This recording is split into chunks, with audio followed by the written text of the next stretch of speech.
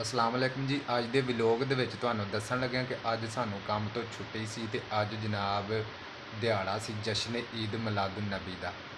ते मैं और मेरे दोनों शहजादे जिंदे पे मगर जनाब सौ गए ने। ठीक है, अज बड़े टाइमों टाइम नाल ही सौ गए ने क्योंकि अज जलसे जुलूस दे विच अहां भी शिरकत कीती सी ते इन्हां दुआ ने भी नाल कीती सी ते बड़े ही थक चुके ने बच्चे। तुहानूं पता बहुत ज़्यादा ही जिद करते हैं। इन्हां नूं नाल लैके गए सां ते जनाब अज थक टुट गए ने ते अज टाइमों टाइम ही सौ गए ने। ते अल्लाह ताला दी ज़ात हर इंसान नूं तफीक देवे कि आप सरकार की विलादत दे विच चाहे एक थोड़ा या बहुता आप सरकार की खुशी दे विच थोड़ा या बहुता होए लंगर तकसीम करना चाहिए। ठीक है कि नहीं?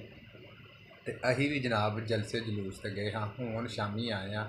ठीक है, तो मस्जिद विच महफिल मिलादे मुस्तफा जनाब होन लगा है। तो हुण जनाब असी उत्थे चले हाँ। तो असी जनाब छोटा जिहा व्लॉग बनाया। साडी जनाब वीडियो नूं लाइक ते शेयर हाले चैनल नूं सबसक्राइब जरूर करियो। अस्सलाम वालेकुम।